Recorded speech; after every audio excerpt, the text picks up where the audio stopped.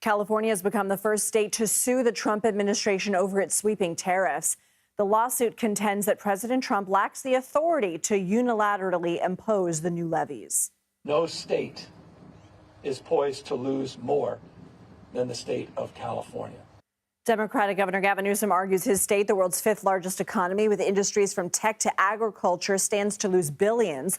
The White House continues to defend its tariff policy, calling it a, quote, historic effort to address the national emergency of a persistent trade deficit. The White House criticized the lawsuit, saying in part, quote, instead of focusing on California's rampant crime, homelessness, and unaffordability, Gavin Newsom is spending his time trying to block President Trump's historic efforts to finally address the national emergency of our country's persistent goods trades deficit. California Attorney General Rob Bonta joins us now.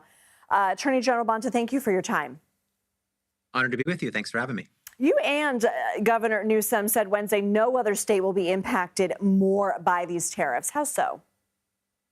We're the largest state in the nation. We're the fifth largest economy in the world. Only 3 foreign nations and the United States of America have bigger economies than us. We're the largest importer of goods of any state, the second largest exporter, and we have 40 million incredible Californians, families, workers, businesses that are impacted.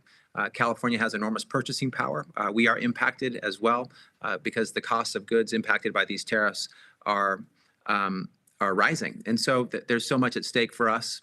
And that's why it was important for us to move assertively, move aggressively, and move quickly. You mentioned second largest exporter, but your lawsuit points out California ranks first in agricultural exports, which totaled more than $23 billion in 2022. Where are those agricultural exports going, and what are farmers telling you?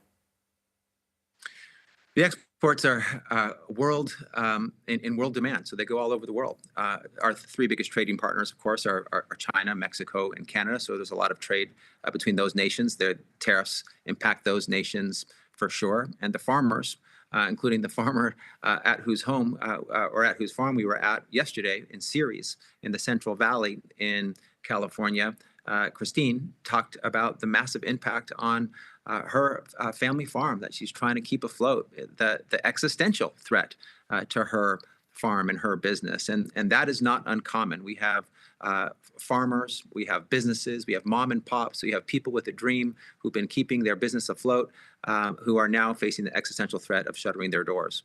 And these tariffs are terrible for business, even though Trump suggests that he's a great businessman.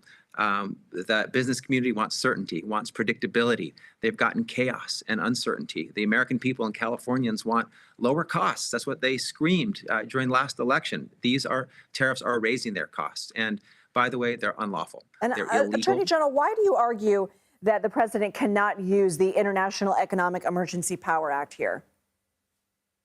Because he can't, because it does.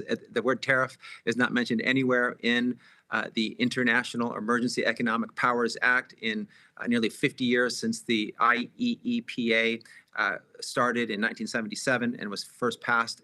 Never has any president used it to impose tariffs, much less universal tariffs against every single one of our trading partners. The U.S. Constitution says that the right to tax, and tariffs are taxes, rests in the authority of Congress, not the executive branch. But over the last century, there have been examples of Congress ceding its regulation authority to the executive branch. Why is this time different?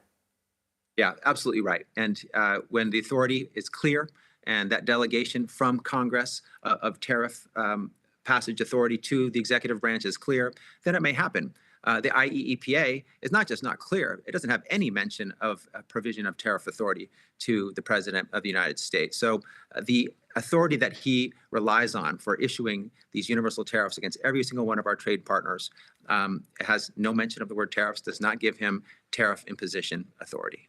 Earlier this month, Governor Newsom directed his administration to pursue new strategic trade partnerships, relationships with international partners to exempt California-made products from retaliatory measures. But your administration can't legally negotiate deals with other countries, right? So is it a company-to-company endeavor? How is that going to work? Yeah, we're well aware of the international sovereign nation-to-sovereign nation relationships at issue here. At the same time, we want to make it clear we are the 5th largest economy in the world. The state of California is open for business and trade. We're not interested in any trade war with our longtime partners, our longtime allies. This is a creation, a man-made creation by one man, Mr. Trump, who has sent our the world economy, global economy into a tailspin, wreaking havoc, hurting recklessly and indiscriminately Americans and Californians, businesses and families and workers. And so we want to have good relationships with our trade partners. That's why Governor Newsom, with his incredible leadership, has met with world leaders, met with leaders in Canada recently to let them know our position and our posture is to continue to have great trade relationships with them as we have had. Have you for had decades. any success yet? Still evolving, but a lot of good conversations, which we hope will turn into action that will give Americans lower costs and give businesses opportunities to thrive. California Attorney General Rob Bonta, thank you for your time. Thanks for having me.